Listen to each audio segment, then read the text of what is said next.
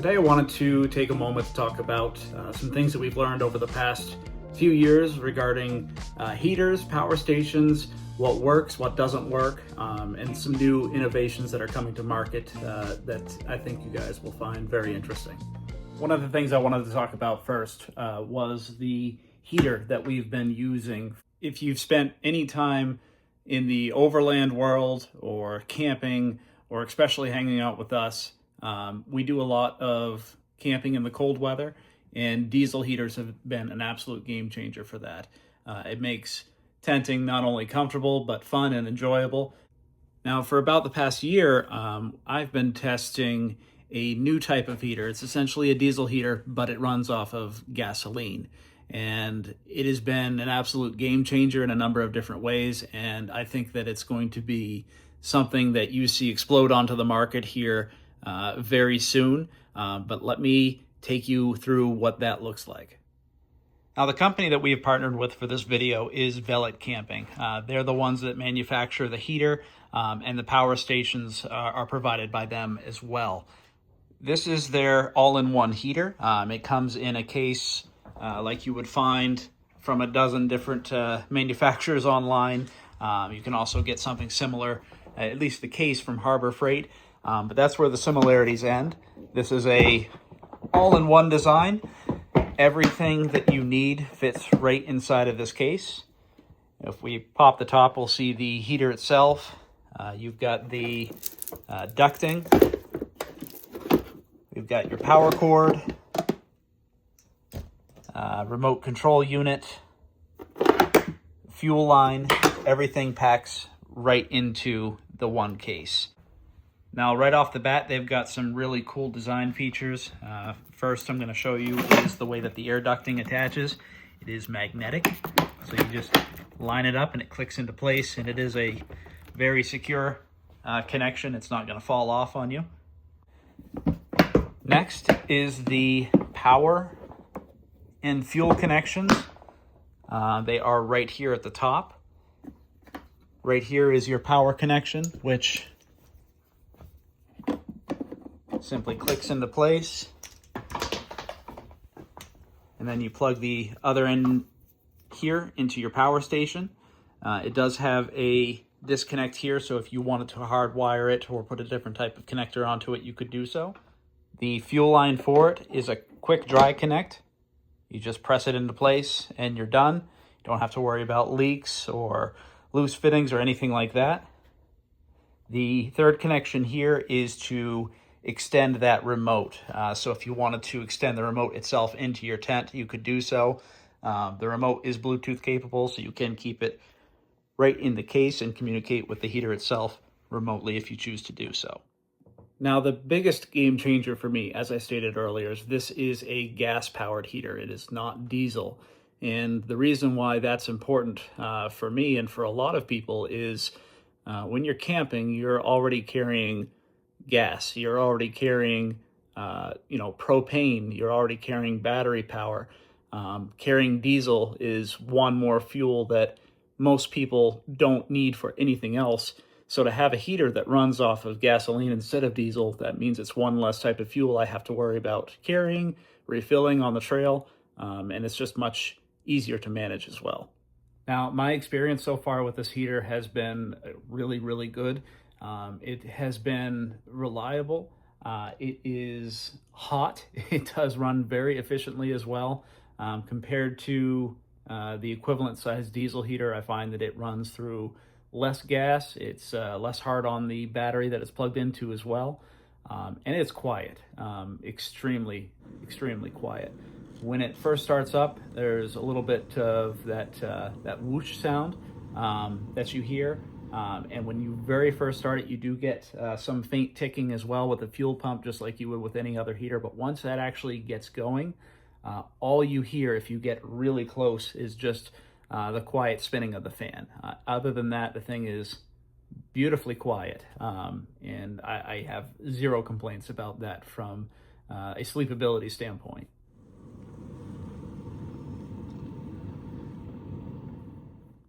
The other cool thing is you can purchase these with a bring your own fuel can kit that drops into any gas can, including Rotopax containers. So I have a 2-gallon Rotopax container on the side of my 4Runner, and I just drop that feed right into it.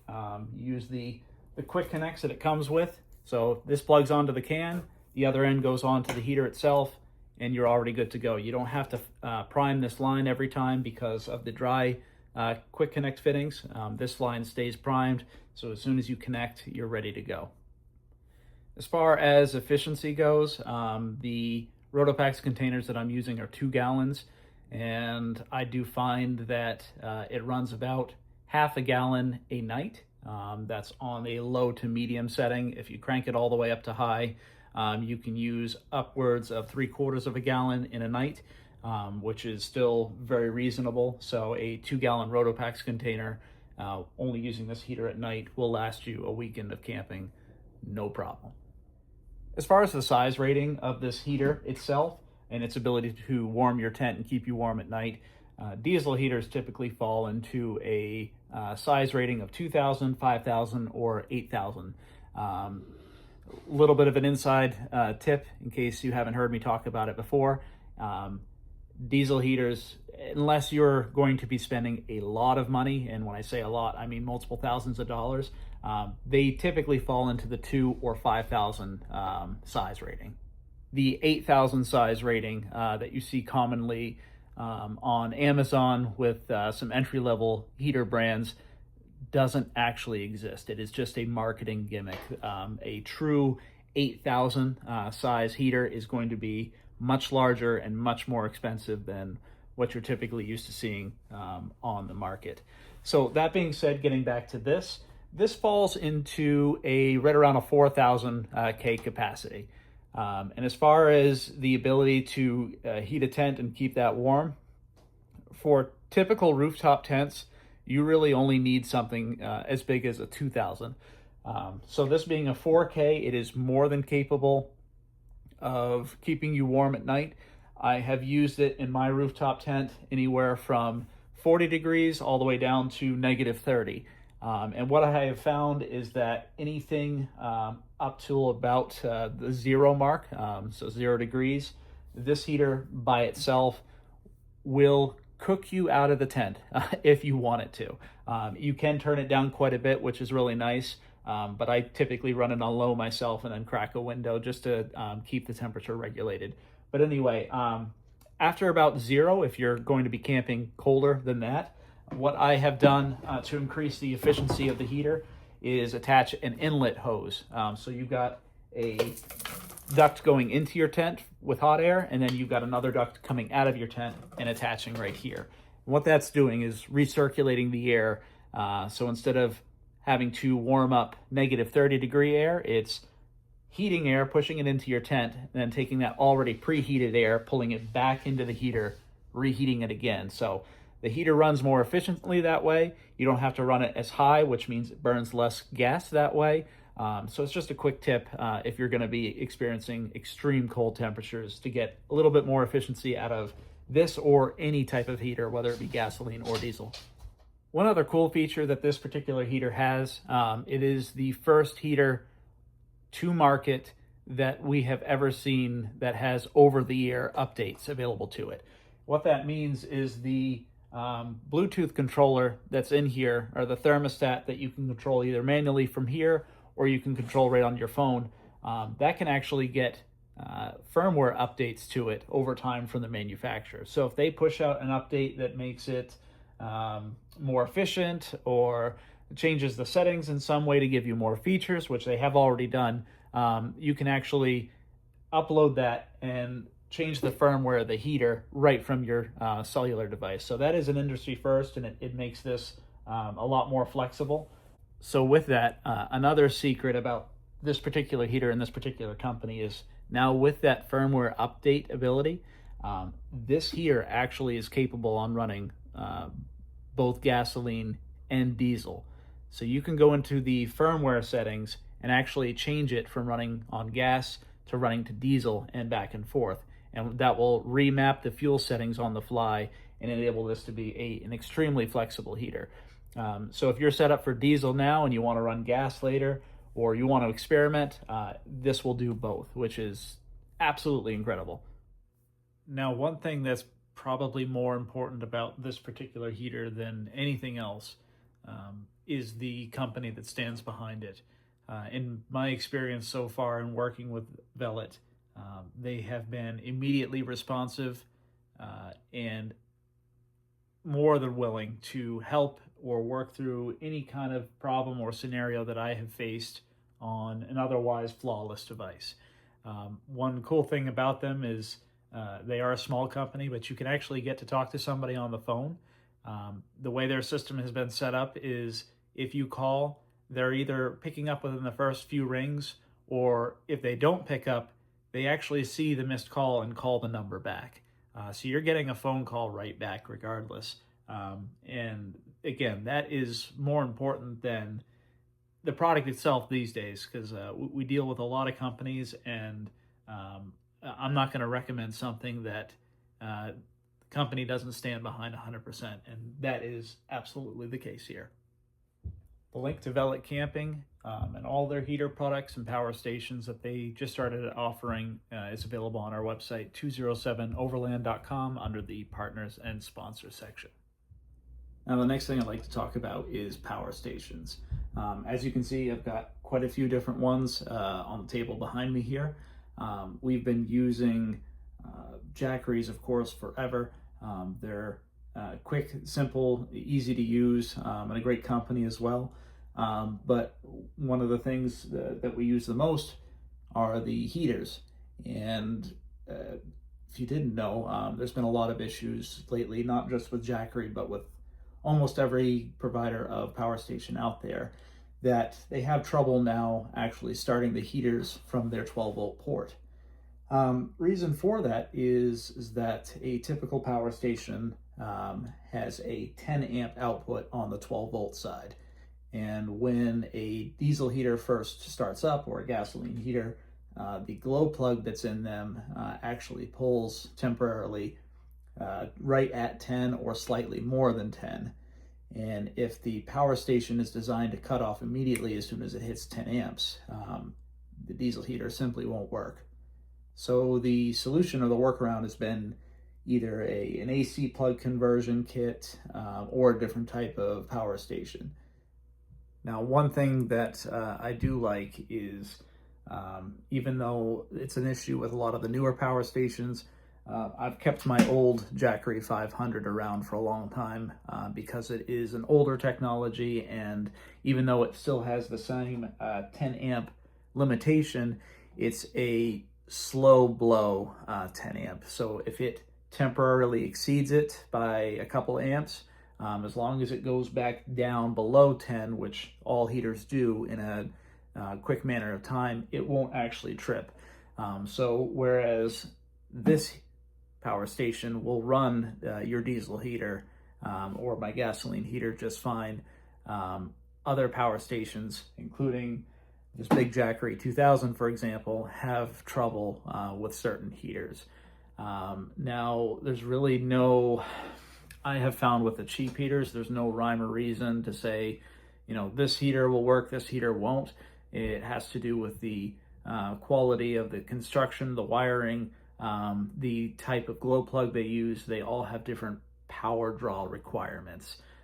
So, for example, we found last winter that two different heaters purchased from the same manufacturer from Amazon. One worked using a Jackery 2000 and one did not. Measured on the power meter, one just drew way too much at startup. But again, once the heater gets going, if the power station can hold on to it, the power requirements or the power usage drops way down and it's fine. It's just on that initial startup. And also when you go to shut the heater back off as well, the glow plug turns back on just to burn off anything else that's remaining in the burn chamber. So obviously with capacity, more is better. This 500 will run any of my diesel heaters or gasoline heater overnight without issue and have a little bit of power to spare. But when you start getting into wanting to do things like running that and running a fridge at the same time, you need a bigger power station. Now enter the Jackery 2000. That works extremely well. It has a very fast recharge capability via the AC side. Jackery has a DC to DC charging system that you can use on your car to quickly recharge these as well. But again, the problem that we have with the newer Jackeries, or the newer, pick whatever power station provider you want, is that they all have trouble on the DC side with things exceeding 10 amps. Now, another downside to most power station providers is that their power stations have a 12 volt output, but they're more focused on the AC inverter side. So they've got more output capability on that side, more physical outputs as well. Most any power station that you look at on the market now is still only going to have the one 12 volt port, with few exceptions.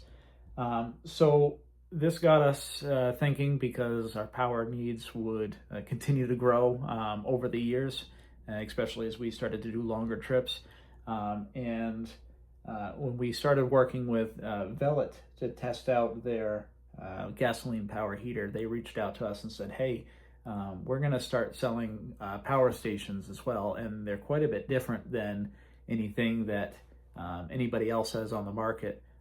So we'd like you to test them out, and I'd like to show you them, because I've been blown away at what they're capable of, the features, and I think you will be as well. So they sell a few different capacities. They have a 3000, a 4000. They also sell a 6,000 watt capacity on their website. And they have a brand new model that's coming out that has not been released yet, but they have a 2,000 watt as well. And just to compare that to a lot of other power stations, starting with the physical comparison, you'll see that sitting next to the 2,000 watt from Jackery. You can see that the one that Velit sells is shorter. It is not as wide. It's a little bit longer, but it's a lot more compact, and it has a lot more features. So what they're doing is they're cramming a lot of features into a very small device, regardless of which capacity that you choose. As you can see, as you go up, it really doesn't increase in height, it just increases a little bit in length. But anyway, you've got all of your 12 volt inputs and outputs right on the front here. Your first one here is USB. You've got a standard USB and USB-C connection, and then you've got two regular 12 volt outputs as well. Now these are labeled 10 amp max, just like the Jackeries are, but I have tested these with larger diesel heaters, and they handle the load and the temporary wattage or amperage requirements exceeding 10 amps very well and without issue.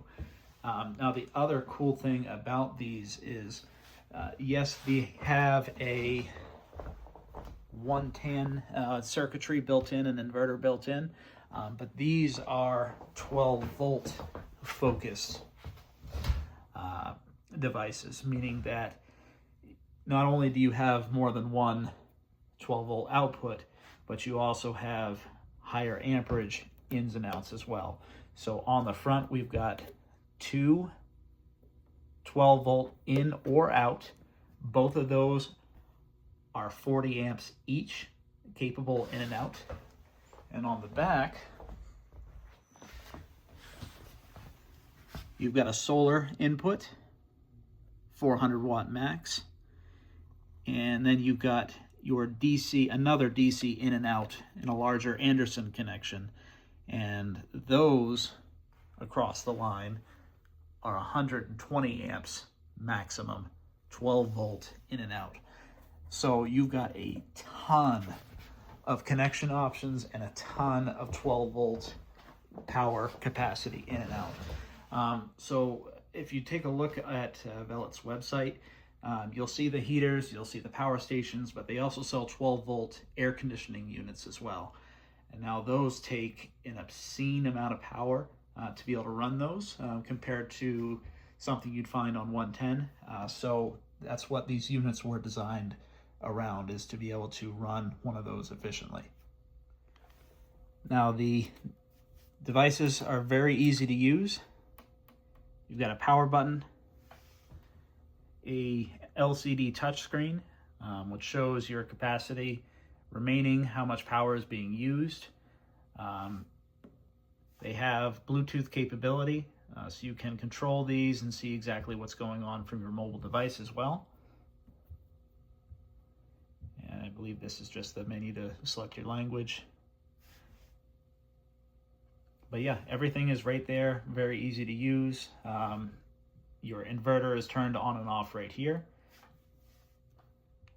So as I said, this is brand new. It hasn't even been released yet, but it's a 2,000 watt capacity.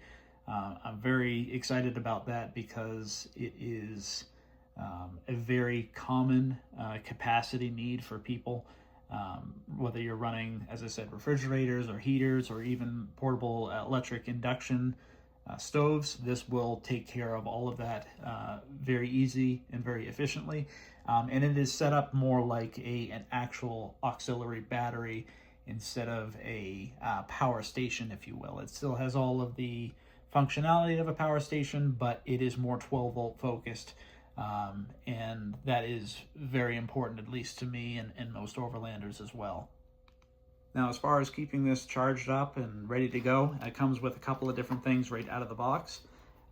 There is a AC power brick included, which has a 500 watt output capability. That will recharge this very quickly within a matter of 2 to 3 hours, depending on how low it is. And it works extremely well. All of these devices come with that as well. The larger capacity ones actually come with 2 of these, so you can double the AC input going to the device to keep those charged very quick. Now that's just one side of the story, because most of us are using these on the road and don't have access to AC shore power for the function of recharging them. So one of, if not the coolest feature of these particular power stations is that every single one comes with a DC to DC charging kit included with it at no additional charge. And it comes with all the wiring, all the connectors and componentry that you need to be able to do that. It is a waterproof charging system, and it works extremely well. So I have been torture testing this guy in the middle here for almost a year now. This is the 3,000 watt version, and it came with me all the way out to British Columbia, Alaska, Newfoundland. It's seen some miles, and we've absolutely tortured it. It has seen temperatures from 30 below zero all the way up to 150 degrees while operating inside of the vehicle. It has seen heavy dust. It has seen some rain as well, and it just keeps going. Not only that, but we have on occasion actually done a deep discharge where we have run it right down to 0% and then charged it back up. And the thing still runs and has the capacity just like it did when it was brand new. So it is a very, very rugged, very capable device. And again, the coolest part about all of these is that they come with that DC-DC charging system. So no matter how much power you use while you're sitting at camp or overnight, just running your vehicle for a few hours the next day will take these from 0 all the way back up to 100% again. Now, moving back around to the back side of them again, so they are Bluetooth controlled. You can get more than one of them if you wanted to expand. You can get a second device, or you can get an expansion battery, which is just the battery itself in a case similar to these. It doesn't have, all of the power station features like the inverter and whatnot. It's just an extra battery, and those are daisy chained through either the Anderson ports or the other large capacity 12 volt ports on the front. And once you do start to daisy chain things together, you can control all of them and look at the capacity for not only each unit, but each cell in each unit individually within that app. So it is very nice. It shows you exactly how much power you're consuming, how much time you have left at that consumption rate. It's very detailed and very nice. Now, one other really cool difference between these and almost any other power station on the market right now. As I mentioned, we use these in the wintertime, or I've used this one rather for heating the diesel heater, the gasoline heater while we're camping. And sometimes those temperatures can reach extremely low. Now, when you have a power station like the 500, Jackery, it is no big deal to throw that into the tent with you at night. It keeps the battery warm, which batteries don't like being cold. And it also makes it more efficient as well because it's not draining as fast from the cold. These have battery heaters built into them. So while it's safe to discharge a battery at extremely cold temps, most of these will not accept a charge when the battery is extremely cold. So having a built-in battery heater is another game changer because it means that as soon as you start your vehicle up and introduce that charging system back to it, it will start charging immediately. It's not going to wait for that whole thing to heat back up because that battery is already staying warm overnight. So that translates into being able to leave one of these devices sitting in your vehicle, powering everything and not having to move it around. That being said, they are still extremely compact. This will fit right in the floorboard is where we typically keep it, the rear passenger floorboard on one side of the vehicle. It doesn't take up a lot of space. It's a rugged metal construction, so you can set things on top of it without having to worry. And it is very compact and very nice. Now, one of the most power-hungry devices we could come up with to stress test these things over the past year is a portable air conditioner or heat pump. And that guy back there traveled with us out west, and that is how we were able to put these things through their paces and see exactly what they were capable of and made of. So I'd like to show you a little bit about what that looks like. So if I come over here and this device is running, as you can see, there's it's at 100%. It's currently drawing 19 watts on standby. That's simply because of the inverter. So what I'm going to do is come over here. I'm going to turn this device on.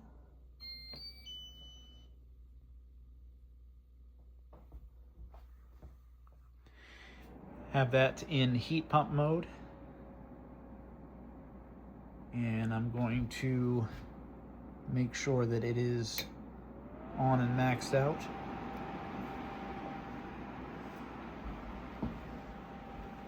So while that's turning on and ramping up, I will say that for a heat pump, this kind of device actually works fairly well. It comes with ducts that you can run from here and into your rooftop tent.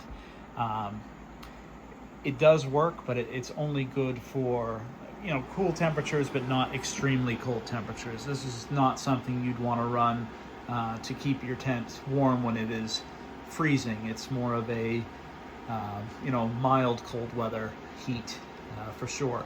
But the AC side does work extremely well. It's not going to keep your whole house cool by any means, but it is definitely enough to make it at least bearable. So those days out west when it was over 100 degrees, we were able to either leave this in the vehicle and keep our dogs from roasting while the vehicle was off, or we can run that duct up into our tent and make that somewhat livable as well. So this is starting to come to life here, and I'm going to check to see. We're currently up to 278, 281 and climbing, and you'll see that as that power continues to go up, it's hovering right around 290 at the moment. We're looking at 14 hours, currently 14 hours and 20 minutes of run time off of this battery. Now coming back over here to the screen, I've got it currently set to 75 degrees in heat mode. The air temp coming out of it is slowly climbing. We're at 66 degrees and climbing right now. Coming back over to the battery, you see that the wattage is continuing to climb. We're at 336, 340 watts right now, and we're down to about 12 and a half hours, coming down to 12 hours on a 4,000 watt hour capacity battery setup. So that gives you kind of an idea. This is one of the most intensive devices, short of, you know, your wife running a hair dryer or a curling iron or something like that.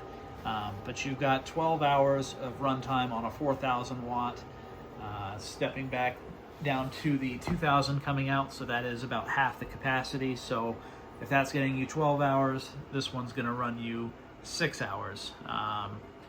And again, I've got that device set as high as it will go, so it's pulling out as much as it will go.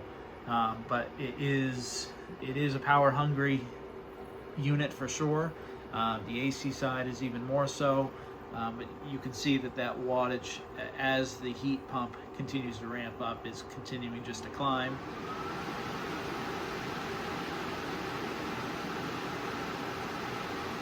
Now we're just shy of 500 watt requirement. So we're down to 9 hours, 8.5 hours. If I were to give you my guess based off of what I've seen, I would think that this is going to peak out somewhere right around 500 watts and 8 hours of runtime. So 8 hours of runtime on a 4,000 watt, 4 hours of runtime on a 2,000 watt. All right, now that I've turned that back off, let's talk about real world usage and what you're actually going to see for runtime on the devices we typically use on a daily basis when we're camping. So taking the 2,000 watt as a benchmark, typically people we're going to see run things like refrigerators, the heaters, of course, recharge their cell phones, tablets, drone batteries, that kind of thing. I have found that on a large capacity refrigerator and some typical, occasional charging of devices, a 2,000 watt hour battery like this one here will get me through up to about a week of camping without any kind of recharge whatsoever. So if you're just sitting still, you're base camping, expect that to be your runtime. So that is way more than adequate capacity for most people. In fact, I would say it's perfect. And then if you need more capacity, going for a quick drive in your vehicle for a few hours or plugging in some solar to it, will get that power bank recharged back up completely and enable you to start over and enjoy more time out in the woods. So just to review, it is a fantastic device. I can't recommend it enough. The fit and finish, the construction of it is second to none. It is not plastic. It is metal. It is rugged. It is very, very well built, very well thought of in its layout and its features as well. It definitely outperforms any other power station on the market in terms of what it's capable of doing right out of the box. Links to everything sold by Velit Camping are, again, right on our website, 207overland.com, underneath the partners and sponsors link. These are going to be an absolute game changer for you guys if anyone decides to go that route. They are a little bit more pricey than something from, say, Jackery or EcoFlow or any of the other power stations out there, but it's justified.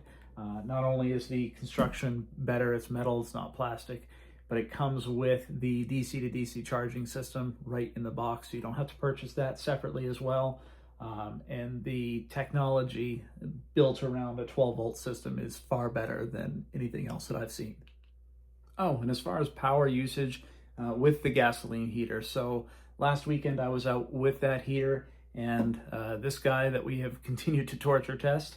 And I ran the heater starting at about 7 p.m. at night, and ran that until about between 8 and 9 o'clock in the morning. So a considerable amount of time, and I've used between 6 and 9% battery capacity on this overnight doing that. So extremely efficient. Turning the vehicle on, this was recharged back to 100% in a matter of just minutes.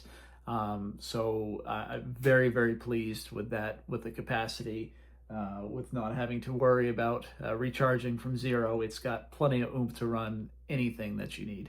Thank you for watching. I hope that you found some of the information in this video useful, and I hope that you'll consider giving some of this equipment a try in the future. It definitely has been tested to be absolutely a game changer for us, and very rugged, very reliable, and we know it will be for you as well.